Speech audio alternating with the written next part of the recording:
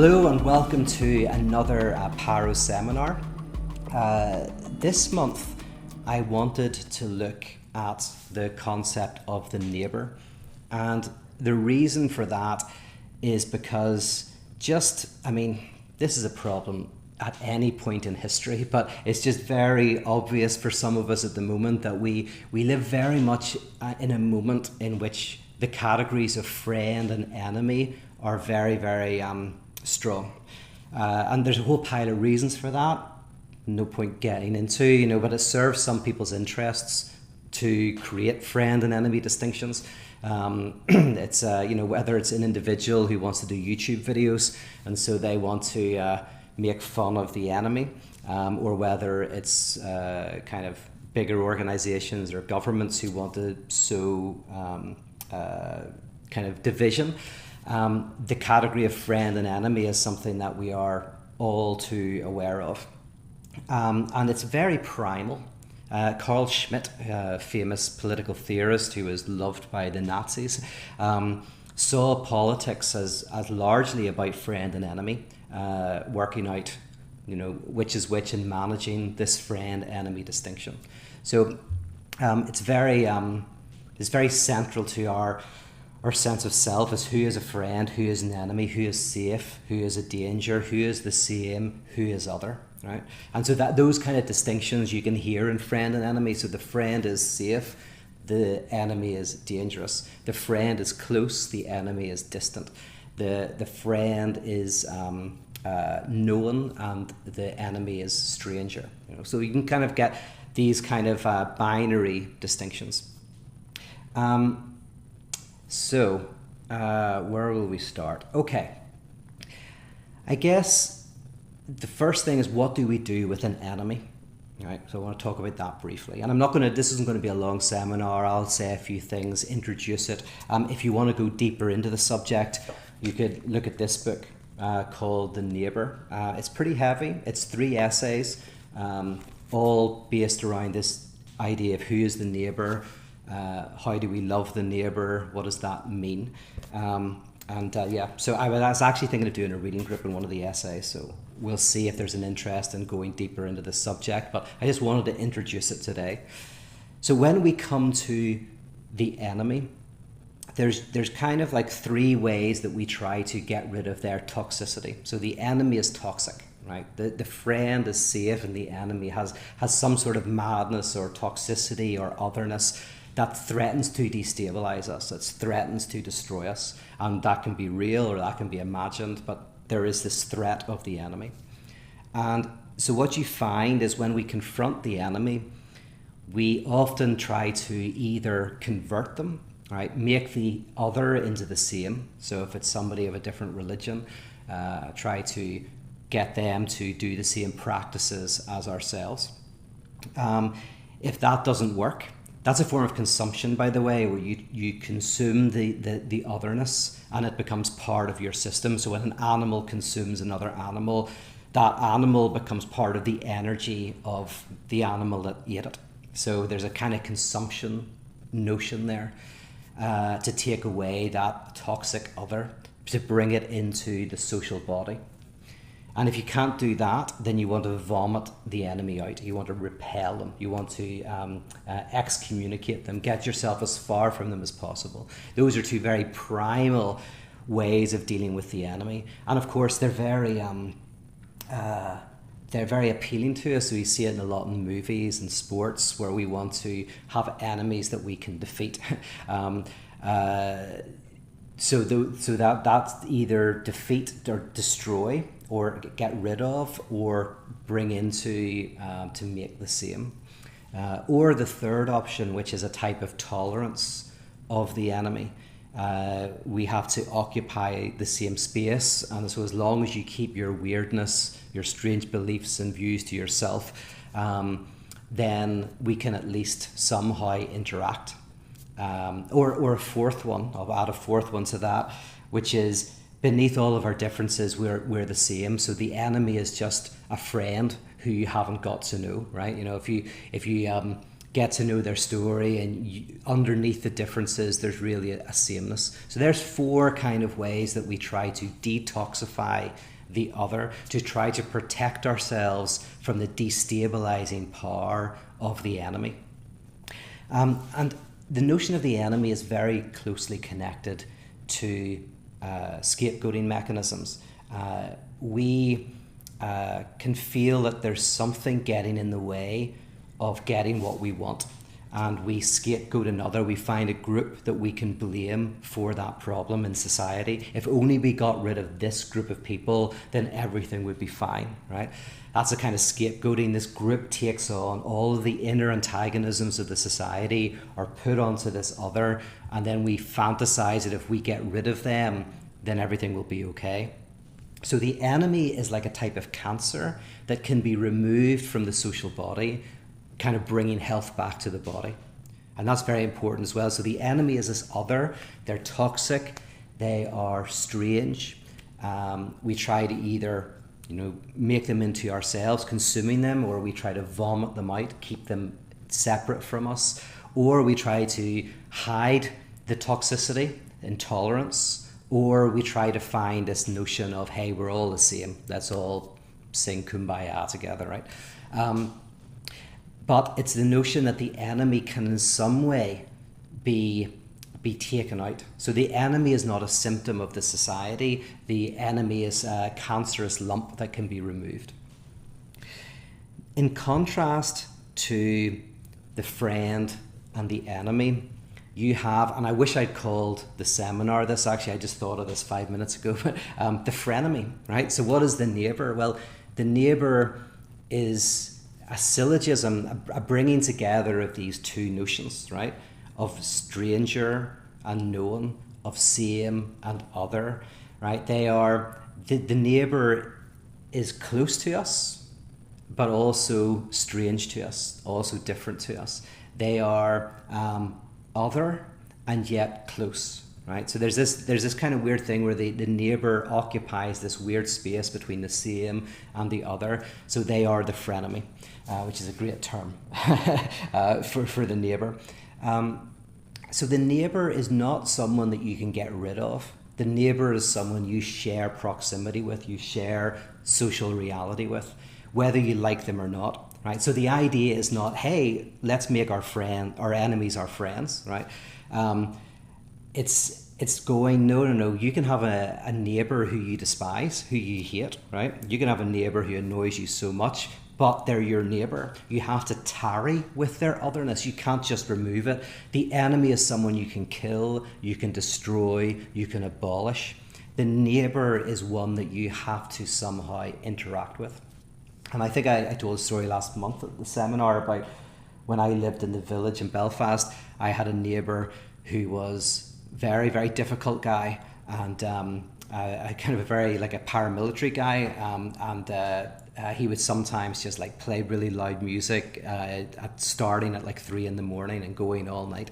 And it was difficult because this was the toxicity of the other, like literally the music of the other, just like when people use Bluetooth speakers at the beach or whatever, or play their music really loudly in their car. They're kind of like somehow invading space, that you feel the invasion of the other, that somehow their jouissance, their enjoyment is being pushed on you. So when you're I'm just thinking about this because yesterday a car was driving past me and it was blasting out this music, and so the idea is this person's jouissance, they're enjoying this music, but they're kind of pushing their enjoyment onto me, and there's always something slightly distasteful about that, about whenever you don't choose someone else's jouissance, their pleasure, but that pleasure is being pushed onto you. So this guy's music is coming through the walls, and I have to get up, go round, knock on the door, and try and have a conversation with this guy. And like we navigated that, but like we were never going to be friends. And I didn't want it to become enemies, because if it became enemies, I'd be the one that would suffer the most out of that. But it was trying to kind of somehow go, we are neighbours, we're living together, we share a wall together. How do we do this? So that's a kind of neighbour. So it's not some kind of like, hey, we can all get along. In the Troubles in Northern Ireland, the peace process really got into its flow when you realised that neither side, the loyalists, the nationalists, were going to get rid of the other, right? There was no chance in which one side would utterly obliterate the other. They were neighbours, literal neighbours. I mean, in Northern Ireland, there's more peace walls in Northern Ireland, I think, than anywhere else in the world. And there's even peace walls that separate parks, but there are peace walls that separate neighbourhoods. So in some places, your back garden is a wall, and on the other side is the other side of the community, and obviously they've got the other side of the wall. So these walls are literally separating people who are just feet apart from each other. So all of these peace walls dividing everybody, friend and enemy. But realizing, hold on, we share a very small piece of land together. We don't have to like each other for a variety of good reasons. Like each side has blood on their hands. But somehow we have to tarry with each other. Somehow we have to enter into a conflict with the other. And the peace process was that tarrying with the other, that rendering an enemy into a neighbour. My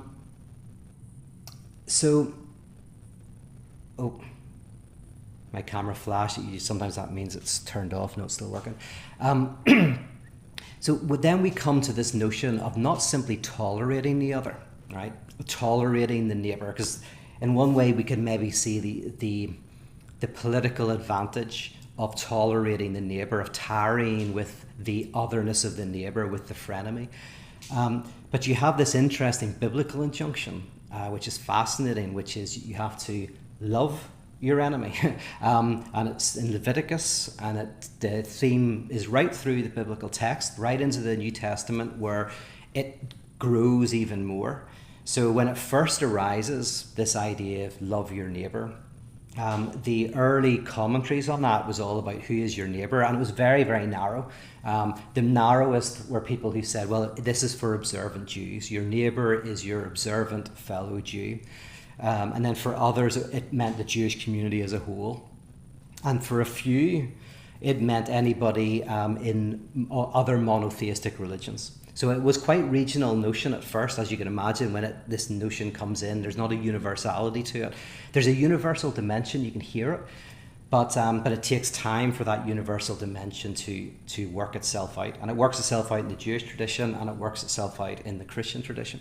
So in Christianity, you have this interesting moment when Jesus is asked, what does it mean to serve God? And he says, love your neighbour as you love yourself. Love your Lord with all your mind, heart, soul, and strength. Love your neighbour as you love yourself. And then later on, in the biblical tradition, you have this notion that I think it's Paul brings out, which is not that you love God and you love your neighbour, but now you just love your neighbour. And in loving your neighbour, you love God. So there's this really interesting development, very subtle development through the text from love your neighbour and the growth of that, and you should love your neighbour and love God, to the very interesting, radical kind of dialectic point of, no, you just love your neighbour. But in loving your neighbour, you are loving God. So I want to come back to what that means in a second. But this injunction to love your neighbour is fascinating because it's full of all sorts of problems. The first problem is, can you command somebody to love, right? You can't command love. Love is the very thing you can't command. If you command that someone has to love somebody, that's not love. But also, it's an absurd notion on the face of it. Freud, brilliantly in Civilization and Its Discontents, he draws this out. He kind of does a kind of very Kierkegaardian thing, where Kierkegaard does this with Abraham and Isaac. He goes, this is a crazy story. Don't just kind of read it. Think about how mad it is. Because if we're going to get anything out of it, we first have to understand its horror. And Freud kind of does something similar with this notion of love your neighbour. He's like, think about it. This is madness. And I'll read what he says. Actually, it's interesting what Freud says about loving your neighbour. He says, why would we do it? What good will it do us? But above all, how shall we even achieve it? How can it be possible? My love is something valuable to me, which I ought not throw away without reflection. It imposes duties on me, for whose fulfillment I must be ready to make sacrifices. If I love someone, they must deserve it in some way. They deserve it if they are so like me in important ways that I can love myself in them. And they deserve it if they are so much more perfect than myself that I can love my ideal of my own self in them. So what Freud's talking about there is how love, in a very primal way, is a type of seeing ideals in the other that reflect something of yourself.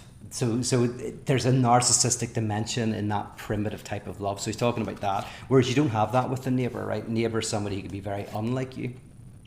And he goes on to say, but if he is a stranger to me, and if he cannot attract me by any worth of his own or any significance, but if he is a stranger to me, and if he cannot attract me by any worth of his own or any significance that he may already have acquired for my emotional life, it will be hard for me to love him.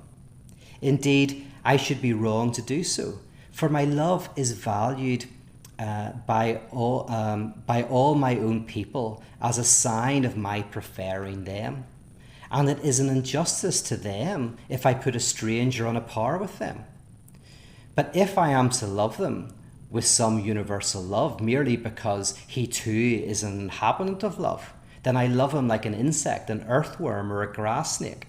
Then I fear that only a small modicum of my love will fall to his share. So now he's saying that basically, if you love your neighbour as you love yourself, it's kind of a bit of disrespect to your kids, right? And to the person you chose to be a life partner with or best friends with, right? Because if you're saying, well, I love you just as much as I love that stranger on the street, there's something, that's something not quite right about that. And then Freud says, or I could just love in some way that I'm supposed to love everybody because they're fellow humans, but then I'm going to love them just a little bit. I'm not going to love them with all my heart, soul, mind, and strength. I'm not going to love them with some sort of abandon. And then he goes on to say, it gets even worse. He says, I must honestly confess that he has more claim to my hostility and even my hatred. Right, that's the neighbour. The neighbour has more claim to my hostility and even my hatred. He seems not to have the least trace of love for me and shows me not the slightest consideration. If it will do him any good at all, he has no hesitation in injuring me, nor does he ask himself whether the amount of advantage he gains bears any proportion to the extent of the harm he does to me. Indeed, he need not even obtain an advantage. If he can merely satisfy any sort of desire at all, he thinks nothing of jeering at me, insulting me, slandering me, and showing his superior power. And the more secure he feels, and the more helpless I am, the more certainly I can expect him to behave like this to me. Now that can sound very dark, but actually you see it every day. People don't treat each other very well, especially when you can get away with it, right? You might treat people who are in your work at the same level, kind of the same, and you treat people who are above you with kid gloves, but the people beneath you, you might treat really badly. And that many of us don't really consider the other in any serious way. And of course, can you even imagine society working? Like if you're a boss and you have to fire people, if you love them, you wouldn't do it, or you would it would cause lots of problems where you kind of would you take no money before you fired the other person, right? It's a world where everybody would have this infinite value. So there's an insanity to this injunction to love your neighbour, but it's an insanity that is fascinating. The philosopher Emmanuel Levinas talks about the infinite call and value of the other. So the face of the other is this demand not to be mistreated, and that if we open ourselves up to the face of the other, we hear that demand to be seen as humans and not be reduced to some sort of mechanism. And Levinas actually defines theism in terms of that, and atheism as a rejection of that. So Levinas doesn't really at one point define theism as a belief in God or anything like that. It's simply an openness to the call of the other in the face of the other. It's a response to the infinite value of the other. And when we shut ourselves off from our neighbour, that's a form of shutting ourselves off from the transcendental dimension, the theistic dimension, right? The theological dimension. So, and then it gets even crazier than that. He even goes on to, what does he say after that? He talks about, yes, as creatures among whose instinctual endowments is to be reckoned a powerful share of aggressiveness. Their neighbour is for them not only a potential helper or sexual object, but also someone who tempts them to satisfy their aggressiveness on him, to exploit his capacity for work without compensation, to use him sexually without his consent, to seize his possessions, to humiliate him, to cause him pain, to torture and to kill him. Right. So, yeah. So it's a strange demand to love the neighbour. So what I want to do now is just try to kind of maybe begin to understand what it might mean to love a neighbour and what that looks like. And in order to do that, I want to start with the notion of madness. That madness in the pre-modern world was something that overcame people. If you became mad, you were inhuman. Something animalistic was taking over you. Your natural reason, your natural humanity was being kind of snuffed out. But in the modern period, from like the 1600s, it became increasingly understood that weirdly madness was not something that came from without, that overcame humanity. Madness was actually a central part of us, that we're all mad, right? And in madness, we're talking about psychotic delusions, that kind of thing, but that madness is something that is central to human subjectivity. You can't distance yourself from it. You can't say, oh, there are the mad people out there. There's something of a madness within us. And then people who are suffering from some sort of, say, psychotic break are expressing something profoundly universal about what it is to be human. So even today in the popular imagination, we think of someone having a psychotic break as being maybe overtaken, less than human, kind of like their humanity is being eclipsed, rather than seeing this as a stark manifestation of something deeply true that is in the core and essence of who we all are. Although most of us that is doesn't explode in some sort of break. So when you have in the modern period this notion that madness, this destabilization of the subject, is central to what we are, then you can see how so much of what we do is an attempt to kind of hide from that insight, to not see ourselves as mad and crazy and weird. And whenever those crazy, mad, weird things come out in our lives, we distance ourselves from them, right? Those are our symptoms. The very moments when we do something that is a parapraxis, that's outside the authority of our consciousness, we go, oh, that's not me. I'm not like that, right? But in a way, those symptoms are an explosion of your subjectivity. They're actually a very, very central part of who you are and something we need to listen to. So when you think about this, the neighbour is someone who is other, who is strange, who is weird, got strange practices, beliefs, who's toxic, the toxicity of the other. We want to protect ourselves from the toxicity of the other, and there's loads of ways we do this, right? I mean, we do it, in sci-fi, you see technology offers us a way to get rid of toxicity. So in sci-fi movies, the future is generally depicted as very sterile, right? Everything is like an Apple aesthetic, right? And technologies promise a type of sterile environment where you can hang out with only people who think like you. You can shadow ban people, you can have these communities of the same and get rid of otherness. So a lot of technology is a type of purity culture. I did a talk on purity culture recently where I went into more depth in this, because purity culture is all about handling what is pure and impure. And right at the beginning of civilization, you have, what do we do with excrement? What do we do with dirt? We get rid of it. We push the dirt to the outside of the community. So purity cultures always are about who is pure and who is impure, who is stranger, who is known, who is close, who is distant, who is friend, who is enemy.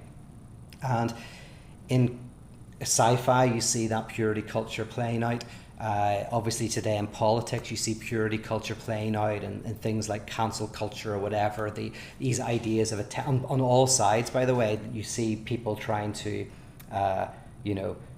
ridicule the other, either ridicule the other or silence the other. So those are two different strategies, but one is to say ridicule the madness of the other, and the other is to silence it, to get rid of it, to somehow censor. But also Zizek talks about even things like coffee without caffeine, beer without alcohol, war without casualties. Right, no casualties on our side, all casualties invisible on the other side. Right, the reason why Zizek talks about this and makes a big deal of coffee without caffeine is not because he's against coffee without caffeine, but he's just saying symbolically, it's like you're trying to get the substance without the excess. Right, beer without alcohol, it's like you're trying to get the beer without its alcoholic dimension, its toxic dimension. Laxative chocolates, I think he talks about, chocolates that kind of don't constipate. It's like you're trying to get rid of whatever it is the toxic element, or chocolates without sugar. These are all just symbolic ways, even though a lot of these are good things. But or OnlyFans, right, where you want to have sexual relationship without toxicity, right? Because there's something traumatic about sexual encounters. So how do we do sexual encounters when we don't want the danger of the toxicity of the other? And so that means more sex that's contractual, more sex without trying to take out the danger of the toxicity that comes with sexual encounters. So there's a whole pile of ways in which you see this manifesting itself in contemporary society. More people staying indoors, playing computer games, whatever it is. Where you're killing people without real death, right? So again, all of this is about trying to have life without its toxic dimension. That all makes sense, and that's fine. But when you have the insight that the toxicity is part of subjectivity itself, so there's a way in which you have to reckon with and tarry with a certain destabilization, a certain darkness within oneself. Then it changes the dynamics of the cure. The cure is not to get rid of the enemy and to create purity and sameness and sanity against madness, but to somehow kind of make peace with a certain madness within ourselves and see that madness as actually productive, something that makes us singular individuals, actually the very thing that makes us lovable, makes us interesting, the very thing that gets us to do things that we wouldn't otherwise do if we were sensible, bungee jumping or whatever. So there's something about going that the explosion of madness comes whenever you try to get rid of it. Now, if that's true, then the neighbour is vital, because the neighbour is one whose toxicity you can't get rid of, right? They're there, you see it. Their otherness is obvious to you. And then if you love your neighbour, one of the ways to understand what this means is that you see yourself through your neighbour's eyes. And then you see that you have an otherness within yourself, that you have a madness within you. So the first experience is when I encounter you as other. I think you're mad, weird, strange, monstrous. But then I see myself through your eyes and I go, my political beliefs are weird. The way I raise my kids is a bit strange or monstrous or whatever. It's like, I see your culture as the bizarre one, and everything I do is just the way it should be. Like, that's just normal. But then I have that encounter with your otherness, and then an encounter with my own otherness through your eyes. So the other becomes the way in which you see a dimension of yourself that you would rather not see. So that's really the real danger of the other, why we don't like the neighbour. We don't like the neighbour not because they're other, but because they expose our own otherness to ourselves. They can confront us with our own darkness. They can confront us with our own monstrosity, with the fact that our political, religious, cultural views are actually a bit bizarre maybe. And that's something that we're not really prepared to look at. So you're the one who's got the weird views. But when I'm in proximity with you and I love your otherness, as in I open myself up to it and I allow myself to kind of see, to kind of walk in your shoes and to see myself, then I get to see my own otherness. Now, this is a different type of love than the love Freud was talking about. So in that quote that I read to you, Freud was saying that we love what in the other, what we love in ourselves. Or we love in the other what we wish we had in ourselves, our own ideals. And we all know that type of love when you go to a party and you meet someone who thinks the same as you and sees the world in a similar way, and you feel this kindred spirits. And that's called love in the imaginary, and that's, we all can experience that. But this type of love can be called love in the real. This is where you don't love the other because they're the same. You actually love their otherness. You love their destabilizing presence. You love something in them because that shows, that destabilizes you, that kind of throws you off, that kind of gets you to think of yourself in another way. Now, that doesn't mean that you like them, doesn't mean you have to hang around with them, but it's almost like the neighbour is this other that somehow reflects your own otherness back to yourself. And in a very concrete way, let's say homelessness, right? The homeless person is your neighbour. And in a very philosophical sense, you go, the homeless people, that's a problem. We have to try to figure out how to have less homelessness, right? But no, they're the solution to a problem. There's a problem within our society that creates homelessness, creates conditions for certain mental health issues or certain issues in terms of not being able to survive, to be able to pay your rent, all of that. There's problems within our society, and the solution is homelessness. When you treat the homeless as your neighbour, you allow yourself to be seen through their eyes. And you see that they are God to you. They are the good news to you, right? Instead of me being good news to the homeless, I'm going to help the homeless by giving them a blanket, by giving some food out. I go to the homeless because they're good news to me. They show that there's a problem within the society that I participate in that causes this issue. And if I can address that in some way, then this will begin to diminish and disappear. So this brings me to the idea that to love your neighbour is to love God.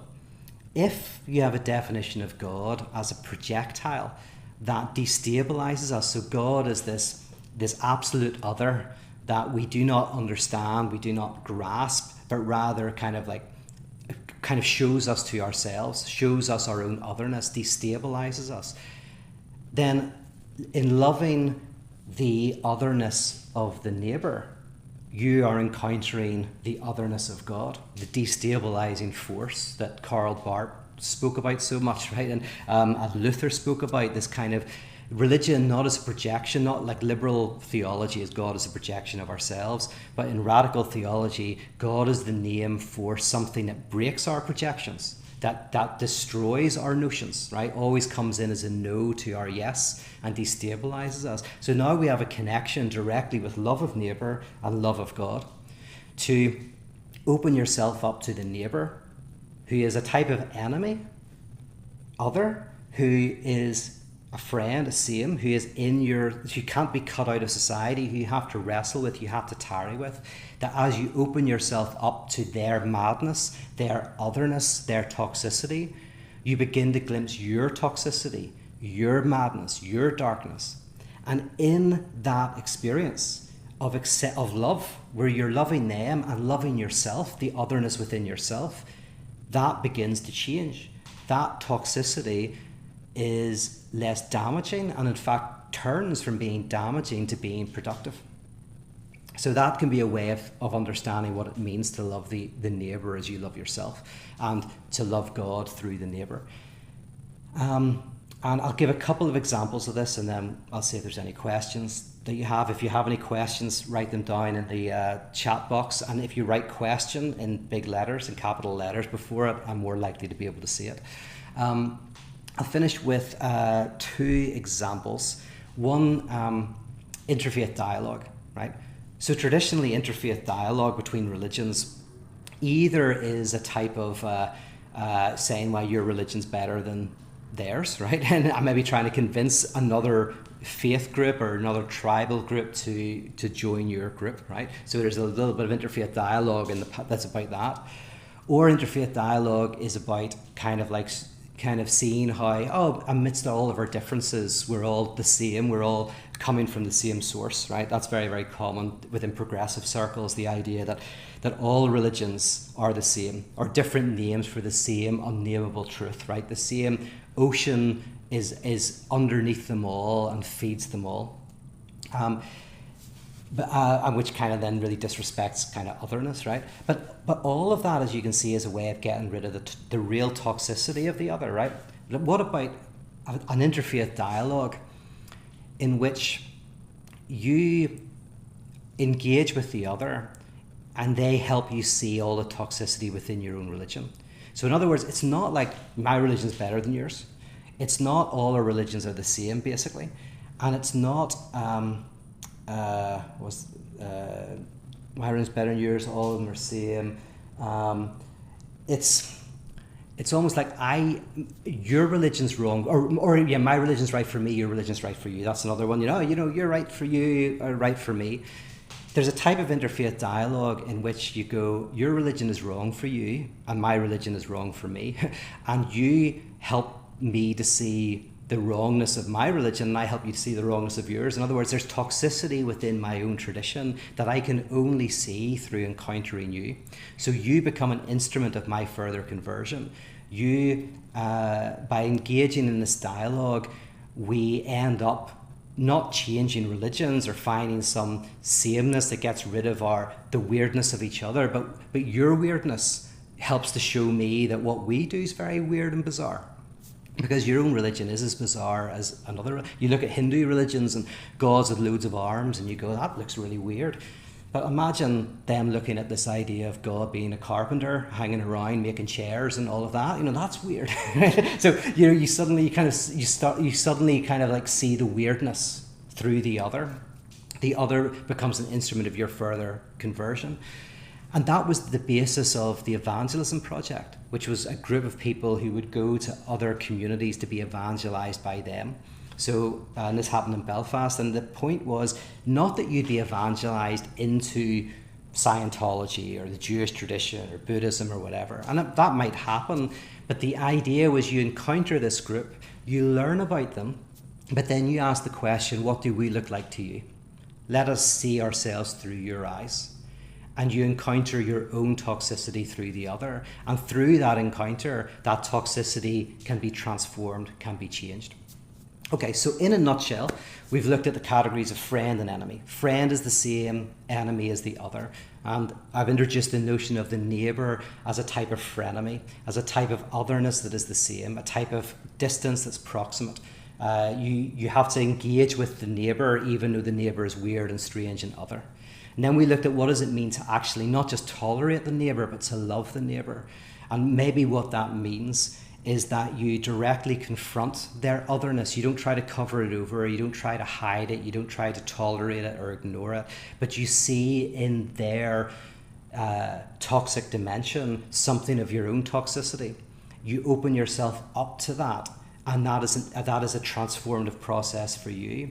And as you do that, that's also a transformative process for them. Because if I say to you, yeah, I'm going to listen to what you say, right? You're a Democrat, I'm a Republican or whatever, and I go like, I'm going to listen to your critiques of me. I'm really going to listen. I'm going to try to see myself through your eyes, because I can't understand why you take the position you take, but you take it for some reason. Help me understand. And the idea is not that I'm going to become a Democrat, but I'm going, you'll make me a better Republican. And then you're like, oh my goodness, well, maybe you'll make me not a Republican, but you might make me a better Democrat, because I don't understand why you take that position. And suddenly the point is not the Democrat to make the Republican a Democrat, or the Republicans to make the Democrat a Republican. It's, you can make me a better Republican, or you can make me a better Democrat by exposing to me my own otherness. There's something about that being a love, not a love of the same, but actually a love of the other, that opens up a transformative experience with your own otherness. All right, let's see if there's any questions.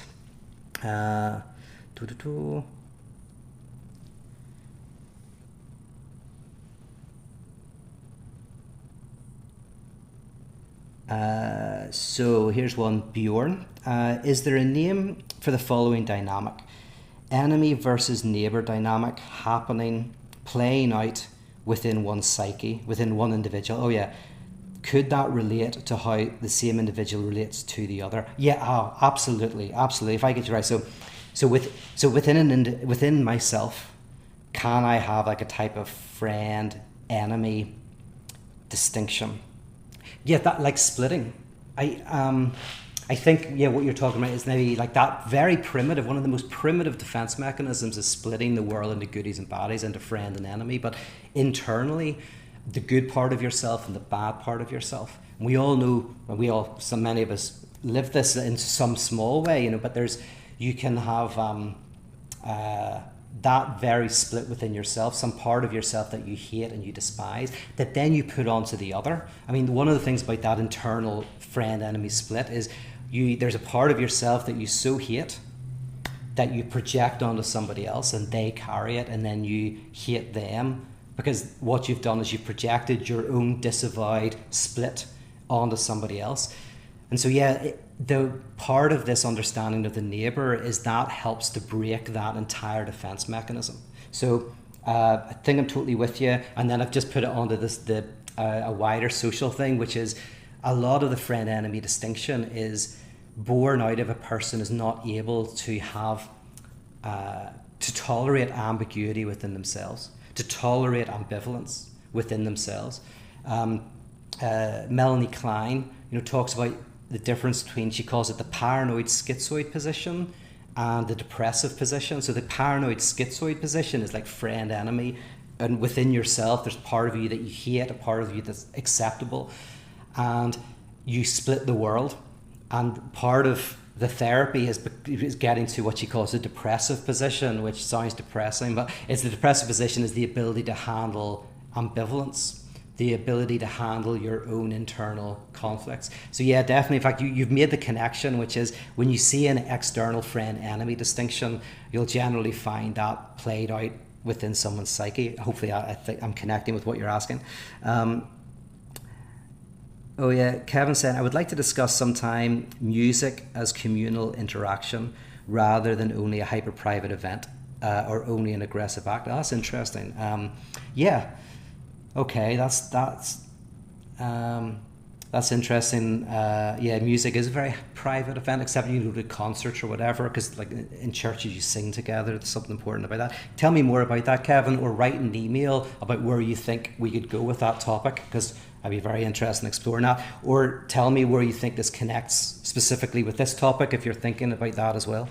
But I think I just jumped into a conversation between you and Kate, so sorry about that.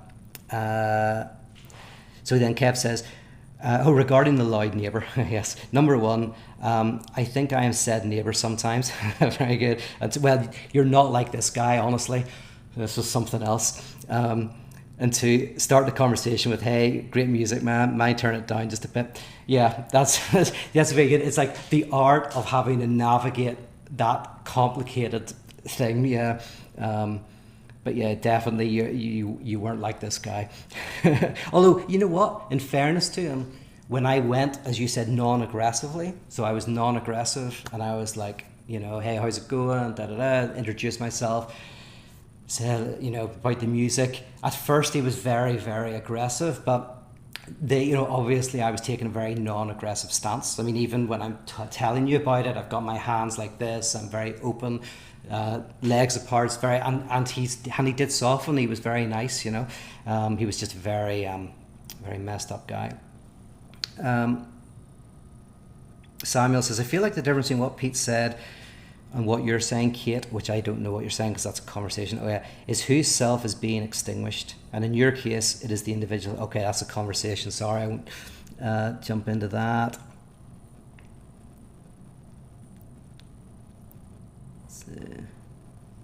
Oh, here we go. Here's advice for forming close relationships. Do we form close relationships based on our preferred otherness? Feels biased.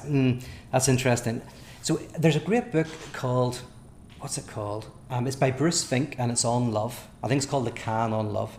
And it looks at love in 3 registers. And it's very readable because Fink's a very, very good writer, but it's pretty, but it goes quite deep. But he does talk about 3 kind of ways in which we love. So there's love in the imaginary, and that basically is love in which you love what your own ideals are reflected back to you. So there's that love of, say, meeting somebody and you're going like, we see the world in the same way. Oh my goodness, you don't like that person too, or you like that music as well, and whatever. And then there's love in the symbolic, which is where the other that you love takes on a symbolic function. So somebody treats their partner like a mother or a father, and you see this a lot, but where the other is inhabiting a symbolic function for the person, a symbolic function from their past. So some way in which something they're reliving from their childhood is being symbolically reenacted in the relationship. And then there's love in the real. And love in the real is where it's that kind of connection with precisely that part of the other that is not like you, that completely destabilizes you. It's the destabilizing presence of the other. And in a way, love encompasses all of those to some extent, and there's negative parts of all of those, right? So negative love in the imaginary is just, you're always the honeymoon period, you're always just falling, you just want that high of meeting the other who's not other. The symbolic is, of course, then you're just replaying your mummy or daddy issues in your relationship, and not really kind of working them through, but just kind of like living them on in your adulthood. And then love in the real is where you have couples who, you can end up doing some, Bonnie and Clyde or something like that. It's it can be a ferocious type of love. But yeah, there's I do like that notion of the different love in the imaginary, the symbolic and the real. Samuel, is being a neighbour the greatest state of relationship to have with another? I would think that friendship would be higher, with friendship meaning shared neighbourliness from all involved. Yes, I would say that the difference between friend and neighbour is, friend's kind of what you want, right? You want to hang out with your friends. You don't really want to hang out with your neighbours, at least not very much.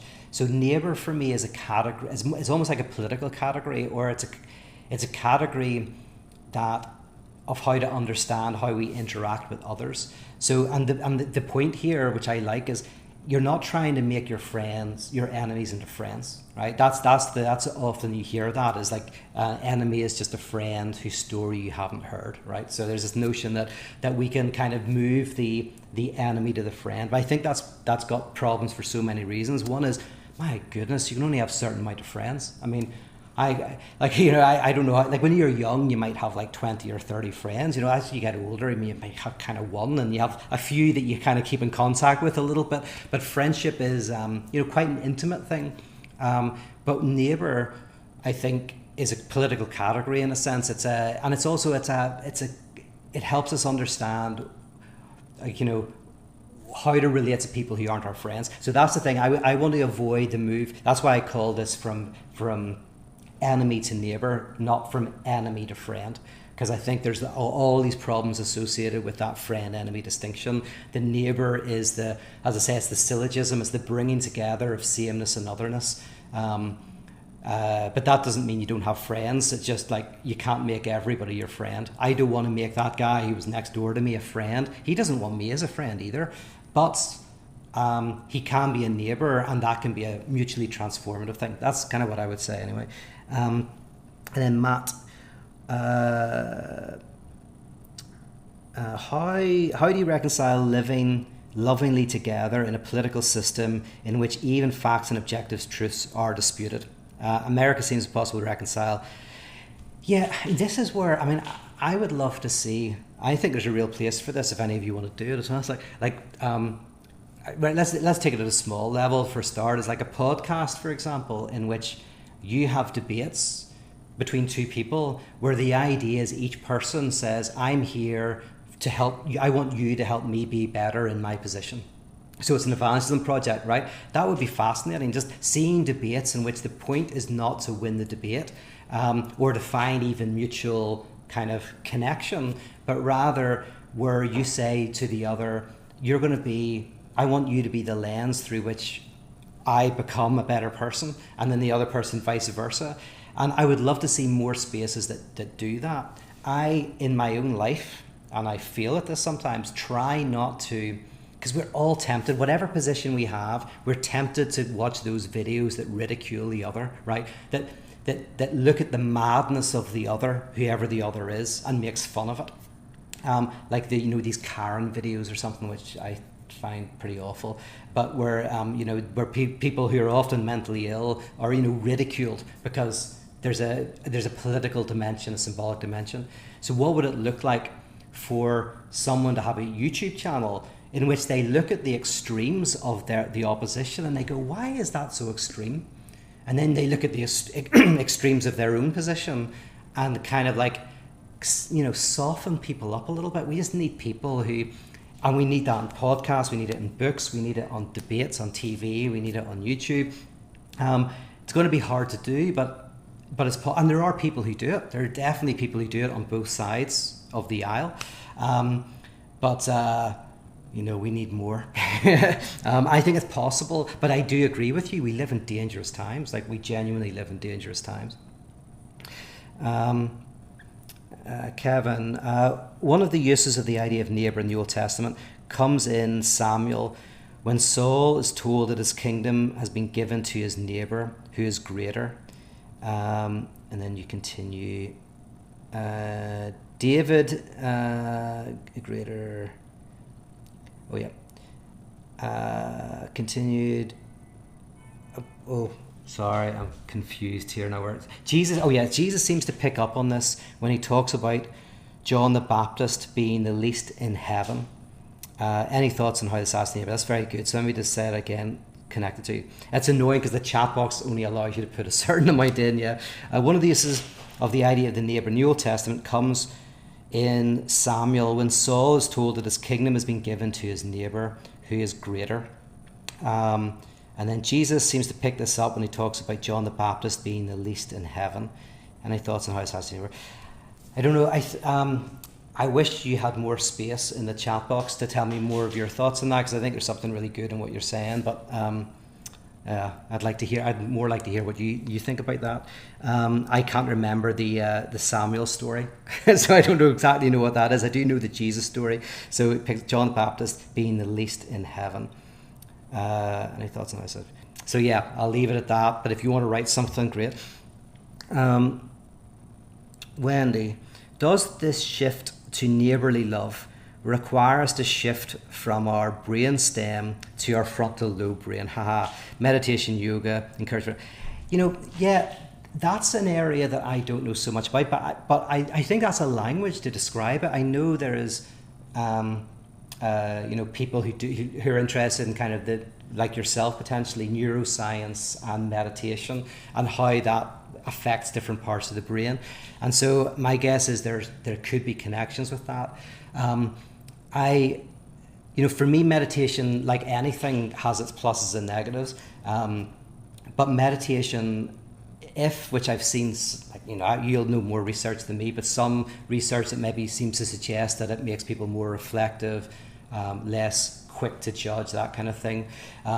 But then sometimes meditation can be just also like a gas release valve you do on a Thursday night to kind of get you into the system. But I think, there's probably something really interesting in what you're saying. That's just not an area I know much about.